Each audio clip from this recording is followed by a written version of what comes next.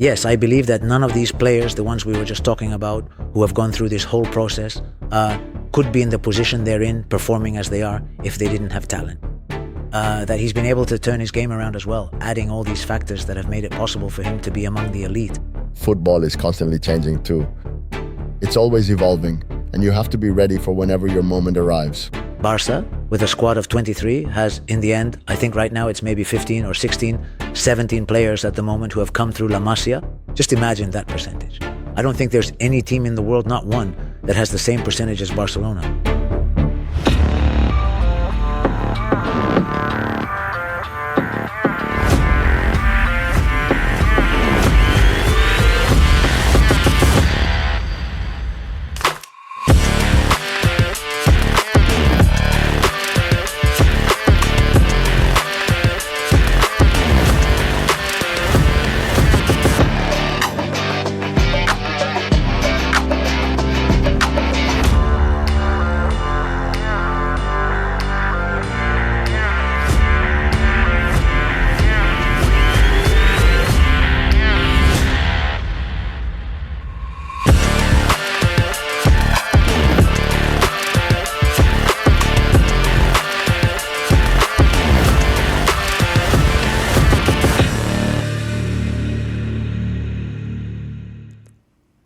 Jordi, what truly separates the players who make it from those who fall by the wayside? Because I've seen teammates at 15 or 16 who were amazing, but by 20 they'd quit, or players who seemed more average but have gone much further. And you, having seen this from La Masia to the first team, what really makes the difference? Well, that's surely the million-dollar question, the most important question that many people ask you. And also, at times, it's undoubtedly the hardest one to answer, right? Why? Because throughout the player's entire development process, from when we bring them in as kids until they have a chance at the first team, many factors come into play. So we've talked here many times about the importance of, for example, the mental aspects, right? It's not just the footballing aspects, because as you said, sometimes there are players where everyone says this kid will make it because of his skills and traits. And then for whatever reason, well, they don't end up establishing themselves, you know? Or the other way around, players they call the dark horses, right? Players who initially don't seem to have many options, but then they end up making it. So many factors are involved, right? And I repeat, one of these important factors is the mental aspect, without a doubt, right? Players who have mental strength, who are able to grasp the concepts, who can get through the bad times, which do happen, and who can overcome injuries, who are sometimes able to overcome personal problems. Yep. Because they're young kids. Often at La Masia, they live away from home. It's very hard. So the mental aspect makes a huge difference. No, of course. And then, of course, there's the matter of evolution. From a strictly footballing standpoint, the matter of evolution. In this case, we always talk about being able to understand the game, right? Having that football intelligence, you know, grasping a series of concepts we've often discussed, which are basic. And that will make the difference football-wise, right? But aside from what's strictly football-related, there are many factors involved that can tip the scales one way or the other, right? Sure. That's why it's so hard to make it. It's much harder to stay there. And sometimes players who initially seem certain to succeed due to talent and traits later struggle more because other decisive factors come into play, more and more so. Right. And at what point do you start to see that one player will go further than another? Well, obviously, as they approach a certain age, when they're 16, 17, 18 years old, it becomes quite clear, right? Because, for instance, this whole generation currently at Barcelona, Lamine debuted at 16, another at 18 or 19, very early on, right? But I think I've said it many times, right? In our case here, football, in the development process, there are stages where here, until age 12, unlike other places in Spain or the world, right? But here, until 12, they play 7-a-side football. So then from here, for many reasons, but then after these 12 years, they start playing real football, let's say, right?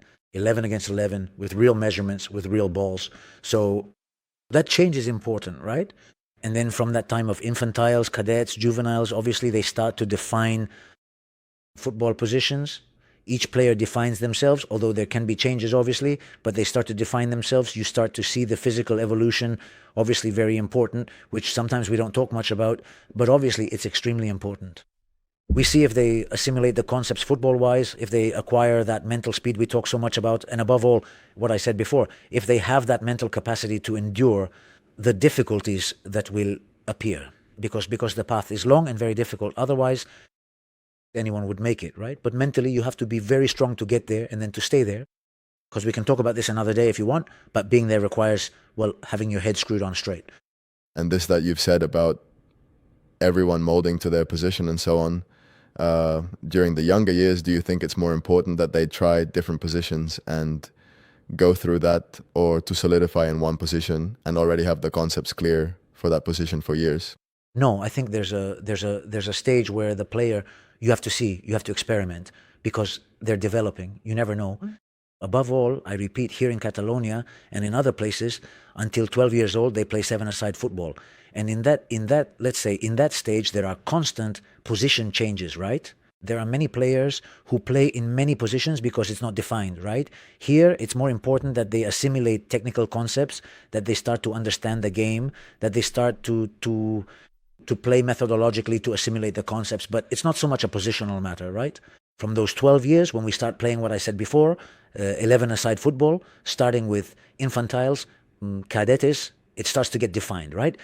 Even so, there are always variations, right? I don't know. I remember there are many examples, right? For example, the case of, to tell you one everyone knows, the case of Balde, right? Balde at first, even when he was in the infantiles category, when in seven-a-side football, he often played as a winger. He was a winger, right? Left winger. He kept advancing, he kept evolving, and we realized that where he really did damage, where we thought he could have a fantastic evolution, was as a fullback. That is not by being there, but by arriving, because he defined himself physically, because he had conditions that allowed him that range, because defensively he acquired concepts, and therefore in the end he went from winger to what he is today, right? Which is playing the fullback position, right? And many other examples. Therefore, in the initial stages, there is a lot of variation. The player has to see, try, basically understand the game. And as they obviously grow, as they arrive, as they go through the stages, their natural position starts to get defined a bit, right? Yes, yes. In my case, well, in the United States, I was very clear that my position was as an attacking midfielder, like an offensive midfielder, always more on the offensive side. And when I arrived in Spain, I was still in the formative stages. Sure. But I was going through all the positions as well. I was a winger. I've tried midfield as a regular central midfielder, fullback. Everything's been tried, and it's all given me a few concepts of each position. A bit of fullback on the defensive side too. They also put me as a forward for some games. Okay. And this helped me a lot in my evolution as a player too, because if I had stayed like in the United States always as an attacking midfielder, maybe I wouldn't have acquired other defensive concepts or different concepts. And I think this is something very important, that you have to keep trying the different positions. Without a doubt, without a doubt. And I repeat, especially in the initial phases, when the kids are very small, they have to play in all positions. They have to try, they have to see. And little by little, you see how they start feeling comfortable. How based on their physical and technical evolution, well, they themselves define their positions, and each one looks for their position a bit, right? But it's important that, I repeat, in initial phases, they experiment, assimilate concepts from all positions, and little by little, I repeat, through their physical, technical, tactical evolution in every sense, well, they define their positions, and each one finds the place that fits best, right? And that's a reality, but it's important that in initial phases, they keep trying all the positions, right? And now, why do we sometimes see talented players get left behind? Or sometimes talented players who don't end up making it, even having that talent? Why do you think that usually happens? Well, a bit because of what I was telling you before, right? Because many conditions influence it. We've talked many times. In everything we talk about, there's always a component that sometimes we don't say, but it's very basic. Sometimes you have to have, all this requires effort, sacrifice. When you're moving up categories, when you reach professionalism, the demand is much greater, right? You have to, people always stick with the nice part, right? Of it's very good, of wow, how great. But there's a lot of effort and sacrifice behind it. So sometimes there are players who, with a lot of talent, well, we've said it many times, talent is a sine qua non condition. There has to be talent otherwise, but it's not enough, I think. Yeah. A lot of work and sacrifice is demanded of you. You have to perform defensive duties that in many cases players find harder to assimilate. So, of course, the demand goes up, and sometimes there are players who have technical talent maybe, but in other facets of the game, well, they don't reach that level. Or then mentally, the demand is very great, the pressure. These kids we were mentioning before, right? All these ones we signed, Lamine, Kubarsi, Gavi, Balde, Casado, and so many kids that are there now. Yes. Now, Marc Bernal, all these guys, If you go to the first team, it's a huge pressure. So because they're so young, they have to be mentally very strong. And I'll go back to what I was saying before. The mental aspect is becoming more and more important. Talent is an absolutely required condition. They all have to have it, That's what I was going to ask you. but it's not enough. Talent, how much weight does it really have for a player Well, okay. versus other things? Yes, I believe that none of these players we're talking about who've gone through this whole process could be in the position they're in, performing as they do, if they didn't have talent. I mean, talent is an essential requirement. They all have to have it. They all must have it, but it's not enough. So I don't know. For instance, to give an example everyone sees, right? Lamine, who debuted at 16 from my point of view, right? For me right now, he's probably the best player in the world, the player with the most options. But you see the evolution he's had, for example, from a defensive standpoint, it's massive. Well, Lamine at first, when he debuted at 16, people were like, well, yeah, but he doesn't work, he doesn't do this or that. Well, look, he's 16 years old. He has to improve on so many things. But you see him now and he has an extraordinary defensive commitment. oh no, yeah. How many times do you see him chasing the fullback, defending?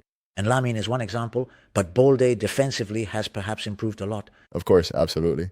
Firmine has a tremendous intensity. I mean, Casado and then Gavi especially, are both really notable players. And when it comes to Gavi, defensively, he is very strong, really strong, in fact. And they have talent. They all have talent. For example, to mention one case, right? Gavi, who everyone says, oh, Gavi, what intensity, what defense, how strong. Yes, of course. But Gavi is a player people sometimes forget. He's a super talented player, technically very good. So do you have to have talent? Of course. To reach the elite, the very high level these players are at, to succeed at Barca, to succeed in the Spanish national team, having won Euros and titles, you have to have talent, without a doubt. That said, talent must be accompanied by mental strength, by a lot of hard work, by sacrifice, by willpower. Otherwise it's difficult. So I think this can give a bit of an explanation as to why players who, in the early stages, in the developmental stages, are technically very good, very talented, but then you have to give a little extra, more is demanded, right?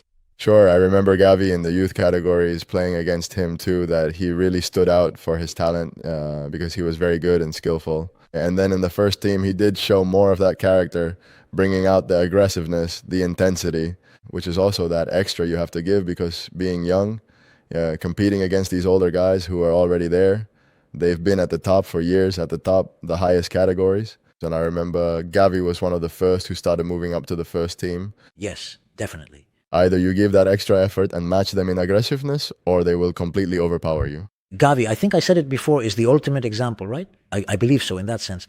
Because Gavi, I repeat, is a talented player, technically great, who plays very well between the lines, who gets forward. He even scores goals. But he reinforced that standard of demand of physical work so much that people often say, no, Gavi has such intensity, such strength. I say, yes, Gavi has fantastic intensity and strength. And he brings strength to the midfield and all that. But don't forget that Gavi is a very talented player. So Gavi has been able to turn his game around too. Adding all these factors that have made it possible for him to be in the elite, to be the player he is, now because he's been injured, and let's hope he's back at his best soon, right? But they've made him the player he is, a special player who has won with both Barcelona and the Spanish national team. And you, who, well, have seen many players too, what patterns have you seen in players who make it versus those who don't? Well, it's a bit like what I was telling you before, right? The difficulty is at its maximum to make it. Let's not kid ourselves. So the percentage of players who make it is very small. And then also, let's not forget that sometimes there are situational aspects. I mean, I don't know how to put it. If in 2 years Barcelona brings up 3 or 4 more players from the youth academy and Barca, with a squad of 23, ends up having, I think right now it's maybe 15 or 16, 17 players at the moment who have come through La Masia. Just imagine the percentage. I don't think there's any team in the world, none, that has this percentage that Barcelona has. Without a doubt.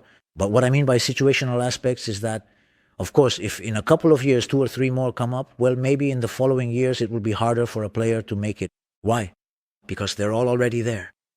We can't have 35 players. So, of course, the situational aspect is also important. Sometimes circumstances arise that prevent a player from making it. To the Barca first team, then they can have a wonderful career elsewhere, like, I don't know, Cucurella, a Spanish international, Chelsea, and so many others, right?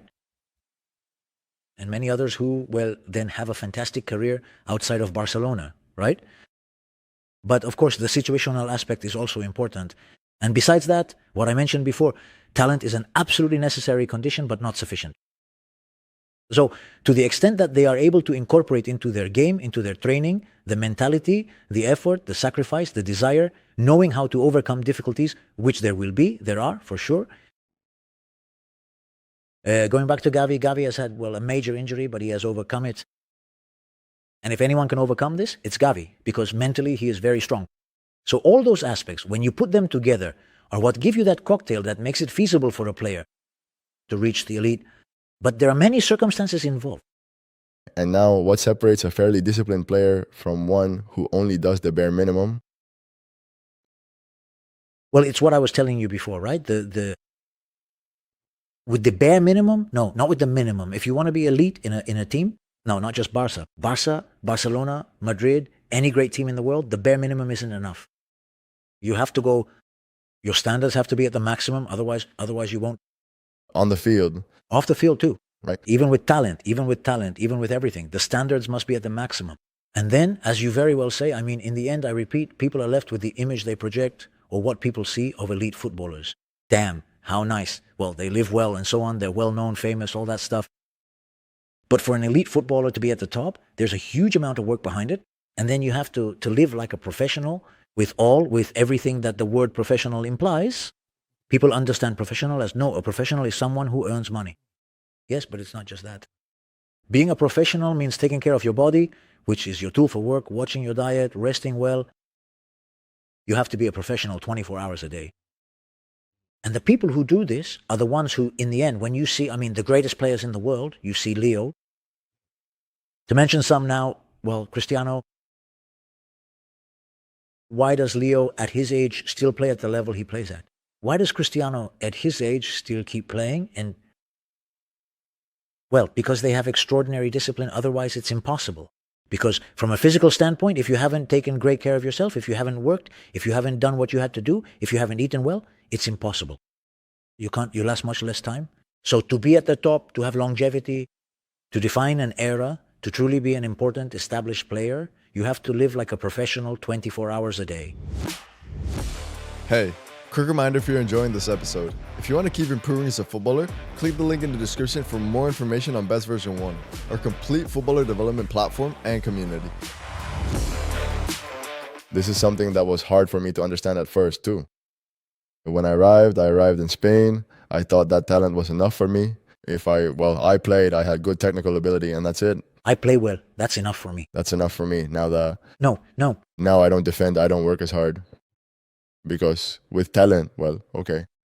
But as you live here, you really start to find out how things work. It's not just talent, it's many things besides what we always talk about, like football intelligence and those football concepts. But besides that, there's a ton of things, like what you said, living like a professional 24 hours a day.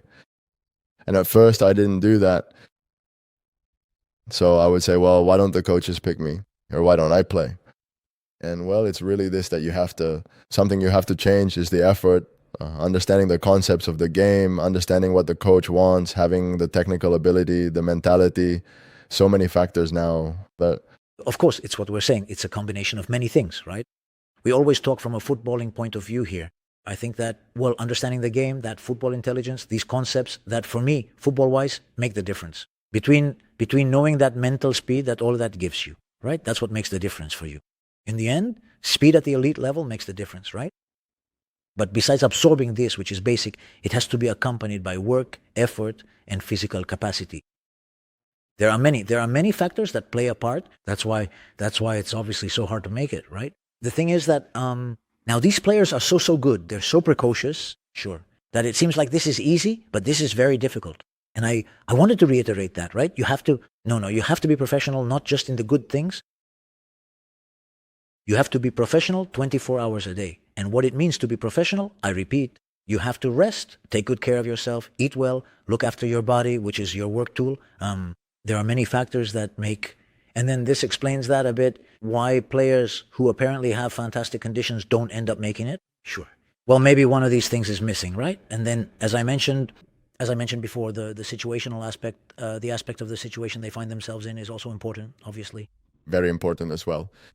And I also want to know what players can control, or what factors they can control and what they can't. Well, what they can't control is surely what I mentioned before about the situational aspect, right? The situation is what it is. You're there. So it's important to always be in the right place at the right time in life, in football, in life, that's obvious, right? But everything else is controllable. Talent is something that can be improved, that can be worked on. Everything else, like grasping concepts, understanding the game, taking it all in, all of that is work, work, and more work. That is perfectly up to you. Within your level, your evolution depends on you. Taking care of yourself, resting, eating well, following the routines and the methodological guidelines they give you, that's on you, right? Therefore, there's a very important part that depends on you, and then there's a part that obviously doesn't depend on you. And this is, well, I think in football and in all things in life, right? There's a very high percentage that I believe does depend on you. But then there's always some aspect, something situational or whatever you want to call it, that surely won't depend so much on you, right? But a high percentage of it does depend on you. I repeat, sometimes in this case, it's not about reaching the elite or establishing yourself at the club that trained you, but football is huge. There are so many teams at a very high level, and I repeat, many players who haven't made it here for whatever reason, when they meet the conditions and understand everything well and behave like professionals and have the quality level and talent, they have a magnificent career elsewhere. And that's how it is. That's the beauty of it, right? Jordi, and when is the time to be honest with a player about their real chances of making it or not? When do you think? It's difficult because football is constantly changing. Sometimes players who, in one environment, in one place, aren't able to develop all that, they do it in another, right? Sure. And that's how it is. Sometimes it's difficult, right? You say, wow, this player didn't work here, but there he's extraordinary. Well, I don't know. Maybe he's matured, maybe he's improved, maybe he's more comfortable. I don't know. Many factors play a part, right? But it's true, there's a moment, I don't know, when a player is already 18 or 20 years old, they need to have a somewhat clear path of what their career and status will be. Then there are exceptions. There are people who manage to turn things around. But at that age, I think the situation has to be pretty well defined. And then, which we can talk about another day too, there comes a point where a player has to decide when the path isn't very clear, when it's not very, very clear how things will go. One has to make a decision, right? I'm going to open another can of worms here, which is the issue. Meaning, do I go this way, or is there my academic side, my training side, my human side? So there are moments when, and that which isn't talked about much, but it's a topic I think we could also discuss another day. It's a very, very, in my view, from a developmental standpoint, having seen so many players, it's a very, very, very important topic. Mm-hmm. The academic side, the Academic side, the developmental side, at a certain point, what do I do? right? That's the very important question, right? Again, I'm opening a can of worms. We can talk another day if you want. Yeah. But it's a topic, I'd say, honestly, from my own personal point of view, after seeing so many kids over the years and talking to so many different families, so many really, it's a very, very important topic, one that truly matters a lot. Yeah, no, exactly. And for those who make it too, No, of course. it's important to know how to prepare because in the end, a footballer's career doesn't last forever. Of course. Of course. That's something that, well, as you said, we'll talk about later. Yes, yes. But this is a topic, a fundamental topic, very important, and we'll talk another day because Yeah. It deserves its own full episode. no, absolutely. It deserves a very important episode. To me, it's very important. Yes, yes, yes. Then, Jordi, what signs indicate that a player is on the right track, even if maybe at the moment things aren't going their way? Or at the moment, which has happened to me, for example, many times when I feel like I'm doing everything, but I'm not moving forward. But are there signs that you think indicate they're on the right track or not? Well, I think it's important, as I said before, right? It's very important to see how a player, how they react to adversity. Not just in the match itself during the game. No. How they react to adversity in that developmental stage sometimes, right? There are players who, well, when everything is going smoothly, everything is fantastic, everything is wonderful, you say, wow, but at the slightest stone in the road, that player disappears. Mm-hmm. And that's really difficult, because there will always be stones, always. Mm-hmm. So how they react to that adversity is very important, right? Any player who has a problem and you see that they quickly recover, or who's on a bad run, but you say, damn, they've been off for a few weeks. But hell, you see them train, you see the mindset, you see they'll get through it, and they do. So when the moment of truth really arrives, when we reach a high level, when we reach the elite level, there will be stones. Not just stones, there will be huge boulders, for sure. So to the extent that you are able to overcome those adversities, I think it gives you pretty clear information on whether this player can settle in or not, right? Besides that, obviously, whether they're able, if they grasp concepts well, if they have correct physical development, if there's a lot, again, everything we've said that influences development, right? But the fact of how they react, how they overcome adversity to reach the elite level is very important. Yes, in my case, well, the obstacles, what I've been through, seeing it firsthand. I mean, honestly, I've seen so many of them, not just the football side of things, but also outside. There are, as you said, so many things that don't depend on you that you just can't control. And well, so many trials too, where they didn't, for example, some trials where they didn't pick me. And those are also things you have to learn to overcome and learn to be mentally strong and have that mental toughness to say, I keep going, I keep going, I keep going.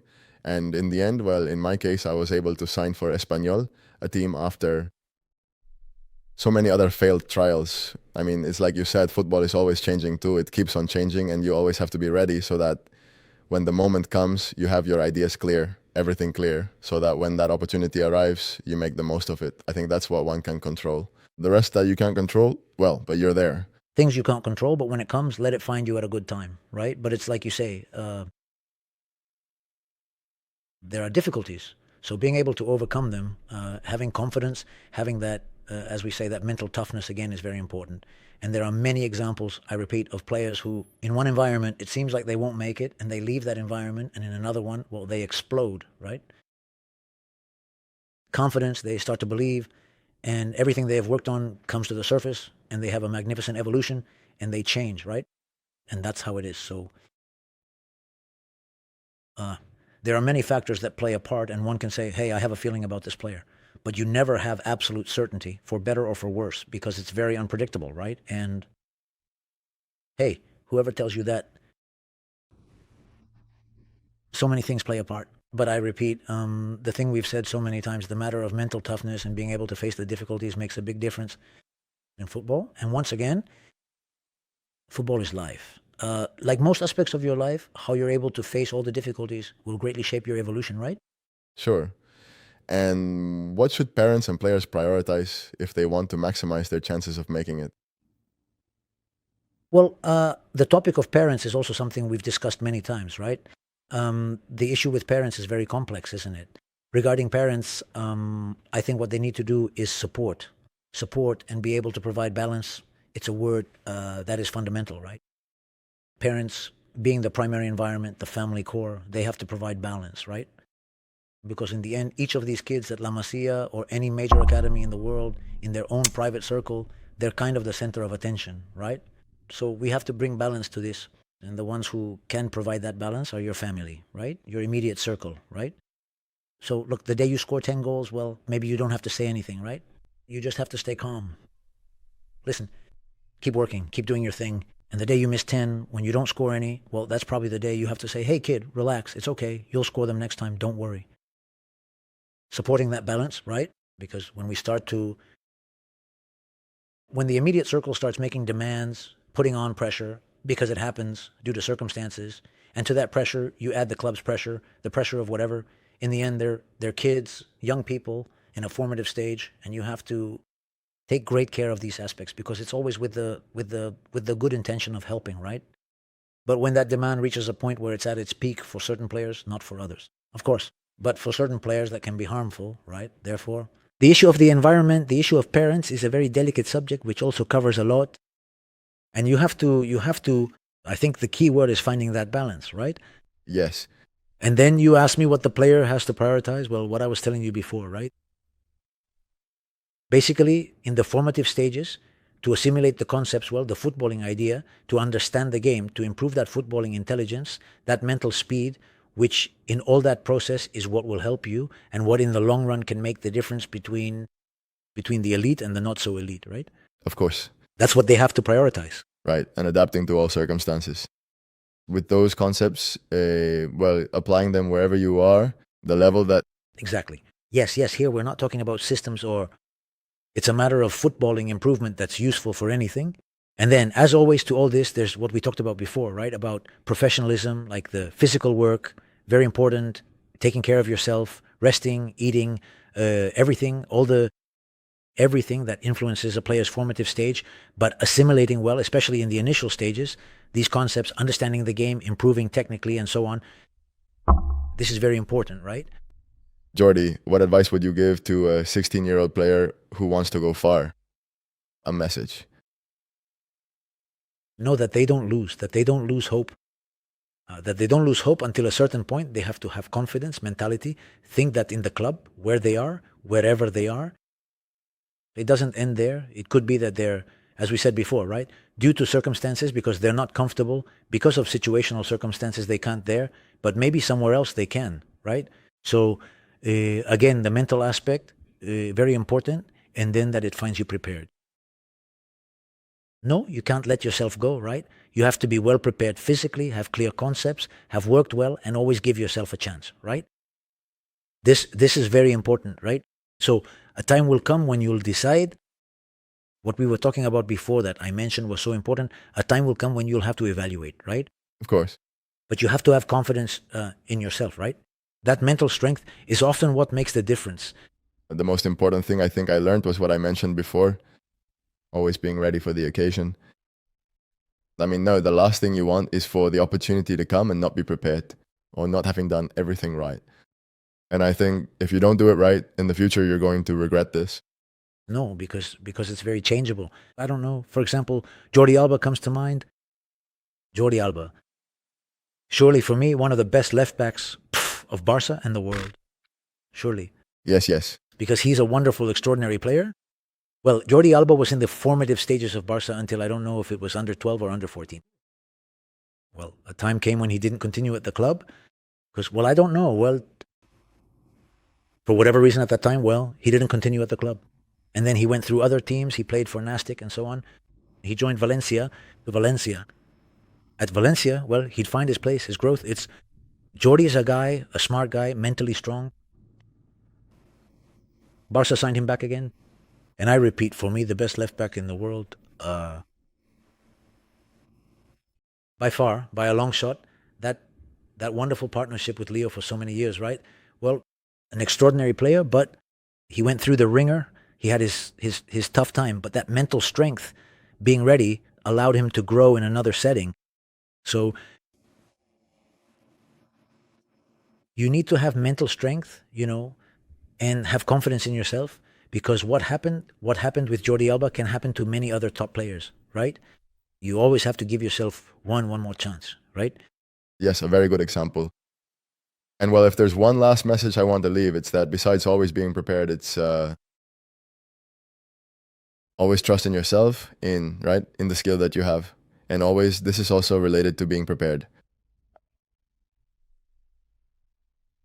Lots of work outside too. It's not just training with the team. You also have to be well trained, because more and more football also is improving. The level of the players is constantly improving, and it's getting more and more competitive, right? So being well trained with the right concepts, being well prepared physically, lots of work outside of team training, that invisible work that people don't see. But in the end, it gives you that edge. So when you get on the pitch, go to a trial, join any team, you feel ready wherever you are. That's what we were saying before, right? People say, no, he's a great professional. Well, the word professional covers everything, So you have to be a professional 24 hours a day. That invisible training you mentioned, right? Rest, meals, taking care of yourself physically, making sure everything's right. If you have any weakness, try to improve it. That's being a professional. So it's 24 hours a day. No, it's not just the hour and a half or two of training that the player might do in the morning with his team. No, you have to eat well. You have to see your weaknesses. You have to talk to your fitness coaches, what problem you have, what you need to improve, what your nutritional levels are, what problem I have, injuries, and so on and so on and so on. That's a good professional. Of course. And this has evolved, and we're reaching this point. It's the same as with coaches, right? Still not so much now, right? But there are still people who think the coach is the coach from 50 years ago, right? Who'd arrive at the pitch, prepare the training on a little piece of paper, go train and do 3 laps around the field, train and pick the team. And No, it's not like that anymore. And this, in modern football, the coach is 24 hours that you're thinking and mulling things over. Because in the end, more than a coach, he's a manager at the highest level. You know, you're a team manager, you're a group manager, not just players anymore, right? All the whole staff around you, all the planning, physios, doctors, fitness coaches, assistants, and of course players, all the audiovisual stuff, all the reports, etc., the data analysis. The coach today has nothing to do with what it was like, I don't know how many years ago. Today, the coach spends, it's 24 hours a day that you're thinking, and when you're at home, you're thinking, damn, today's training, this kid, let's see what he did. I have to see it again. Damn, I have doubts about the opponent, the rival, I analyze. So the coach is actually a professional working 24 hours a day, every single day. Sure. First, because it's a passionate profession and it absorbs you and requires those 24 hours a day, right? But then either you're watching football or you're analyzing or you're talking with help. It's 24 hours a day. Let no one think that the coach is the one who arrives. You're an hour and a half on the field. That's almost, I'd say, I wouldn't say the least because you observe, but there are many hours behind it. It's not that hour and a half that people might think is what the coach does. No, there's a lot of work behind it and many, I repeat, of analysis, of looking, of talking. Yes. And of No, it all wraps up. Yes. Very important. And you've said something very interesting too, that knowing your shortcomings or knowing your parts that aren't so good, because it happened to me a lot that I didn't like to face that or see what I was missing. In a way, thinking that I was already doing everything right and that I didn't like listening to criticism. But I learned over time that it's not like that. You have to know. Look, it can be hard to hear it, but you have to listen to the parts that aren't so good or that you see you have to improve to be able to improve them. You have to be hard on yourself in that sense too. Self-criticism is key too. Basic. Yes, you have to have nobody likes analyzing the bad in yourself, but it's absolutely indispensable. If you want to improve it, you have to analyze it. And then you brought up a topic too that also we can talk about. He's talking about the elite. When you're at the top, the issue of criticism, the issue of how you face the bad reviews from the press, from people, from your coach, from your... So, well, once again, we go back to the beginning. You have to have the mental capacity to assimilate it from a constructive point of view. And when they criticize you, well, analyze if it really has a basis, what I've really done wrong, how I've done it wrong, and give it the importance it has. There are people who sink at the first criticism, right? Yes. This is another one of those stones we were talking about, right? How to face that bad criticism, that bad moment of form, that in the elite will mean criticism, will mean bad. So you have to face it, and it's only faced with conviction, with work, with effort, and you have to reverse that situation. So that's why I was telling you about the importance of being able to overcome those stones, right? For example, going back to these kids who have been trained, who are now at a very high level, they have the advantage that at their level every year they've had a lot of demands. Every year they've had, quote unquote, their pressure, which they do have. So the fact of getting used to living with that pressure, the fact of knowing how to handle it so that it doesn't affect you more than it really should, is very important for when you reach the top, when the criticism comes, which it will. It always comes. It takes longer, it takes less time, but it always comes. It's part of the game of what elite football is. So when it comes, knowing how to face it and give it the importance it really has, analyzing it, knowing if it's well-founded, if it's not, and what I can do to improve it. And that's the way, which is easy to say, but it's hard to do. It's hard to do.